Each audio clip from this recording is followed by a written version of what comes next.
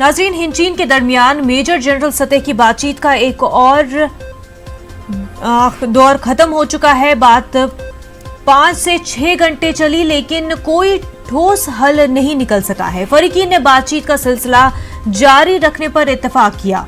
आज फिर दोनों मुल्कों की फौज के मेजर जनरल बातचीत की मेज पर होंगे।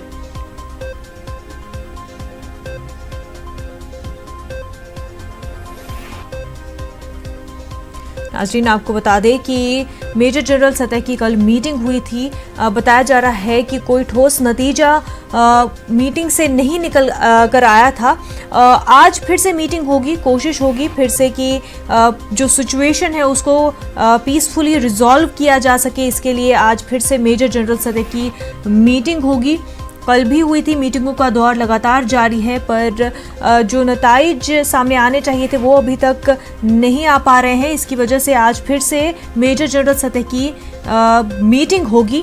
हिंचीन के दरमियान जो कशीदगी जारी है, गलवान LAC बॉर्डर एरिया पर जिस तरह झड़प हुई, उसके चलते दोनों मुल्कों में काफ़ी ज़्यादा जो टेंशन लेवल है वो बढ़ गया है और इसको पीसफुली रिजॉल्व करने के लिए मीटिंग्स का सिलसिला जारी है। मेजर जनरल सतह की मीटिंग्स हो रही है। कल भी मेजर जनरल सतह की मीटिंग हुई, लेकिन ठोस नतीजा सामने नहीं आया था। आज फिर से मेजर जनरल सतह की मीटिंग होगी।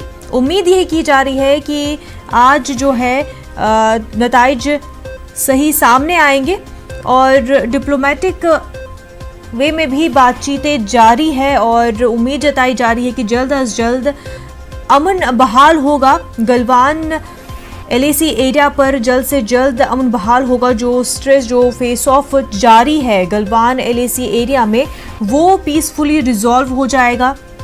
आपको बता दें कि 20 हिंदुस्तानी जवान शहीद हुए हैं LAC गलवान एरिया में। हिंचीन के दरमियान जो गलवान में झड़प हुई उसमें 20 हिंदुस्तानी फौजी जवान शहीद हुए। इस पूरी सिचुएशन को रिजॉल्व पीसफुली किया जाए, इसके लिए मीटिंगें जारी है। जनरल लेवल की मीटिंग जो है वो जारी है।